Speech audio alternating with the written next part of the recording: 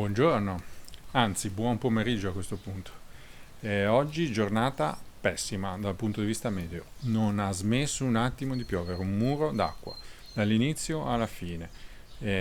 Non ho registrato praticamente nulla se non una lumaca bagnata davanti alla porta della nostra camera stamattina. Per cui riprese pochissime purtroppo e ci siamo persi un po' di cose. È andata così, anche questo è il cammino. Ne approfitto per mettere invece qualche informazione sulle app che ho usato e che anche sto usando quest'anno per capire dove andare, dove girare, eccetera. Ce ne sono diverse e adesso le vediamo.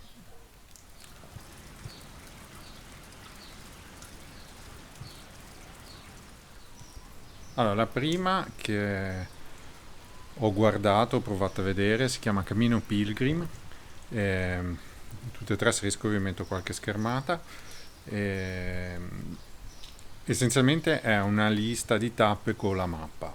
Le mappe in realtà ce l'hanno tutte, però la cito perché in realtà dopo non l'ho usata, ma è stata la prima app che mi ha dato un'idea un po' più precisa delle tappe del cammino, quali sono, dove fermarsi e le varie opzioni. C'erano itinerari da 31, 32, 34 giorni e con tutti i chilometraggi scritti bene, che si capiva esattamente. E questo mi ha aiutato a stendere il primo schema di cammino come lo volevo fare, capire dove spezzare le tappe, la famosa prima tappa al Rifugio Rissonno, piuttosto c'era una tappa più avanti da addirittura 37 che ho spezzato in due da 18 e qualcosa. E, insomma, è stato interessante confrontare le varie opzioni. Ehm, Vi metto qualche schermata.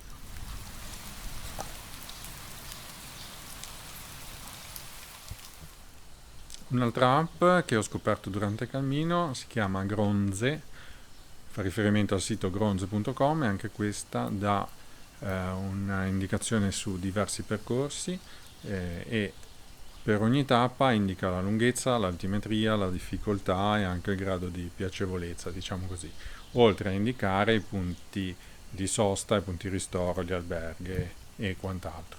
Abbastanza carina da usare, è disegnata bene e usa molto l'online per le informazioni, quindi bisogna avere la connessione a internet attiva, però non dovrebbe essere un problema. E anche questa da valutare.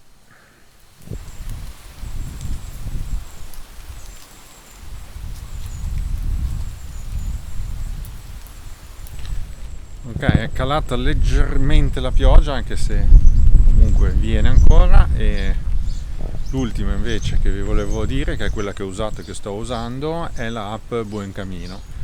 Anche qui ci sono tutti i diversi cammini censiti normali, ce ne sono parecchi, ci sono le tappe, i posti, tutte le indicazioni, segnalazioni di alberghe, ristoranti, bar, fontane, fontanelle e anche indicazioni utili in caso di biforcazioni, in caso di attraversamenti della strada un po' pericolosi. Insomma, è interessante. E in questa app che c'è la famosa indicazione che ho trovato, vedevo un segnalino subito dopo Burgos, prima dell'inizio delle mesetas, proprio in uscita dalla città, il famoso segnalino con scritto "Il bello inizia qui", e effettivamente aveva ragione. Altri due segnalini che ho trovato l'anno scorso molto importanti sono stati uno che indicava la necessità di avere sufficiente acqua nello zaino perché sarebbe stato un percorso lungo e assolato, e così è stato, e un'altra parte dove c'erano 17 km di nulla.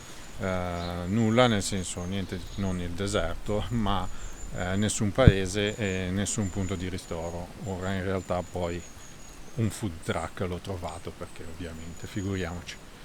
Però molte segnalazioni e molto interessante, offline a parte le mappe che però si possono eventualmente scaricare, e anche questa molto utile, la riconoscete per la freccia gialla in campo blu che la contraddistingue.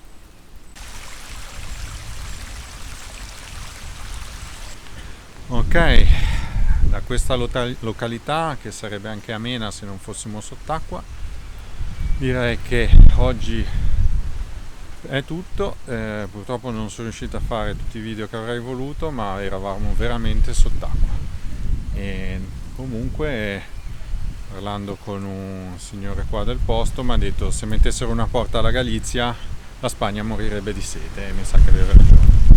Quindi basta così, speriamo che domani vada un po' meglio. E ho scoperto come si dice Muxia. Non si dice Muxia, si dice Mussia. A domani, ciao!